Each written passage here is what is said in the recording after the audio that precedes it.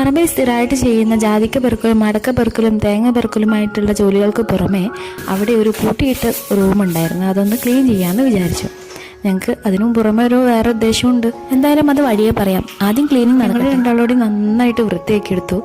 പിന്നെ ഒരു റെസ്റ്റൊക്കെ കഴിഞ്ഞതിന് ശേഷം പെയിന്റ് അടിക്കാനുണ്ട് റൂം. അതിനു മുന്നേ നമുക്ക് ഷാപ്പാടാണല്ലോ നിർബന്ധം. അപ്പം ഞങ്ങൾ വീട്ടിൽ നിന്ന് ഇതെല്ലാം സുരുക്കുട്ടിയാണ് വന്നത്. എന്താണെന്ന് വെച്ചാൽ വിശപ്പ് കൊണ്ട് നമുക്ക് പെട്ടെന്ന് ഓടിച്ചെന്ന് കഴിക്കാനാവില്ലല്ലോ. അതുകൊണ്ട് ഞങ്ങൾ ചക്ക പുഴുങ്ങിയതും ചിക്കൻ കറിയൊക്കെ ആയിട്ടാണ് പോകുന്നത്. അങ്ങനെ ഞങ്ങൾ നല്ല വൈബായിട്ട് ജാതിക്കത്തോട്ടത്തിലിരുന്ന് കഴിക്കാനുള്ള പരിപാടിയാണ്. ഇരുന്ന് ഇങ്ങനെ കഴിക്കുമ്പോൾ ഒരുപാട് കഥകളൊക്കെ പറഞ്ഞ് തമാശകളൊക്കെ പറഞ്ഞ് സമയം പോകുന്നതേ അറിയില്ല. അപ്പം നമുക്ക് സമയം പോക്കാനില്ലാത്തത് കൊണ്ട് തന്നെ പെയിന്റ് പണിയിലേക്ക് ഇറങ്ങി. അവിടെ കൂട് കൂട്ടിയിട്ടുള്ള കിളിയാണേത്. കിളിയുടെ പേര് ഇരട്ടത്തലച്ചി എന്നാണെന്ന് കലണ്ടറിൽ നോക്കിയപ്പോൾ മനസ്സിലായി. അച്ഛൻ്റെ മോട്ടറിൻ്റെ വയറിൻ്റെ ഉള്ളിലാണ് കൂട് കൂട്ടിയിരിക്കുന്നത്. 3 മുട്ടയുണ്ട്.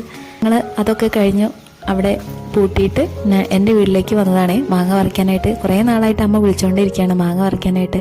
അപ്പോൾ മുകളിലേക്കുള്ള മാങ്ങകളൊന്നും ഞങ്ങൾ പറിച്ചില്ല. കിളികൾക്കായിട്ട് വെച്ചു കൊടുത്തിട്ട് വീട്ടിലേക്ക് പോകാൻ കുറച്ച് ഉപ്പിലിടലും അച്ചാറിടലൊക്കെ ആയിട്ട് അന്നത്തെ ദിവസം അങ്ങനെ തീർക്കാനുള്ള പരിപാടിയാണ്. അങ്ങനെ ഞാൻ മാങ്ങയൊക്കെ ചെറുതായിട്ട് മുറിച്ചെടുത്തു. എന്നിട്ട് അതിൽ കല്ലുപ്പ് ഇട്ടിട്ട് കുറച്ചധികം മണിക്കൂർ മൂടി വെക്കുകയാണ്. അപ്പോഴേക്കും അടുത്തുള്ള പണികളൊക്കെ തീർക്കാനുണ്ട്. രാവിലെ പോകുന്നത് കൊണ്ട് ഒരുപാട് പണികൾ ബാക്കിയുണ്ടായിരുന്നു. വെടുപ്പിലൊരു കുളി പാസ്സാക്കിയതിന് ശേഷം മാത്രമാണ് പണികളിലേക്കൊക്കെ കിടക്കാൻ പോകുന്നത്.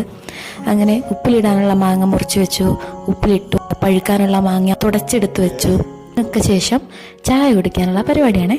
ചായക്ക് സമൂസ ആണ് ഉണ്ടാക്കുന്നത്. ഷീറ്റ് മുന്നേ ഉണ്ടാക്കി വെച്ചതുകൊണ്ട് തന്നെ പെട്ടെന്ന് ഉണ്ടാക്കിയെടുക്കാൻ പറ്റി. കൂട്ടത്തിനൊരു അടിപൊളി കട്ടനും സമൂസയൊക്കെ കഴിച്ചതിന് ശേഷം പിന്നെ അച്ചാറിന്റെ സമയമായിട്ടുണ്ടായിരുന്നു. ഏകദേശം ഒരു സന്ധ്യ സമയമായിട്ടുണ്ട്. ഞാൻ അച്ചാറിലേക്കുള്ള പരിപാടി നോക്കുകയാണ്. നല്ലെണ്ണ ഒഴിച്ചു. അതിലേക്ക് കടുകും കറിവേപ്പിലയും ഇഞ്ചി വെളുത്തുള്ളി പച്ചമുളകും ഒക്കെ അരിഞ്ഞിട്ടു.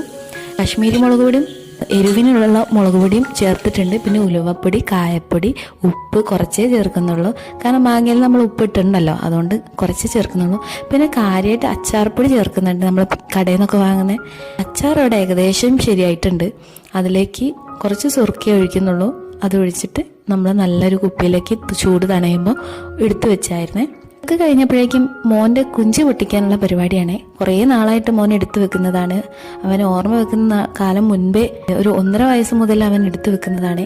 അവന് സൈക്കിൾ വാങ്ങാനുള്ളൊരു ആഗ്രഹം കൊണ്ടാണ് ഇതൊക്കെ എടുത്തു വെക്കുക. നോട്ടൊക്കെ പെട്ടെന്ന് എണ്ണി എടുത്ത് മാറ്റി വെച്ചു. പിന്നെ കോയിൻസ് എണ്ണാൻ കുറച്ചധികം സമയം എടുത്തു കേട്ടോ. എന്നാലും അവൻ എടുത്തു വെച്ചതിന് അവന് അമ്മയ്ക്ക് എന്ന് പറഞ്ഞിട്ട് കുറച്ച് ക്യാഷ് എടുത്ത് കയ്യിൽ തന്നു. അമ്മ ഫോൺ വാങ്ങിക്കുമെന്ന് പറഞ്ഞിട്ട്. അപ്പോൾ കേട്ട് ഇപ്പോൾ എനിക്ക് ഭയങ്കര സന്തോഷമായി. ഫോൺ വാങ്ങാനുള്ള പൈസയാ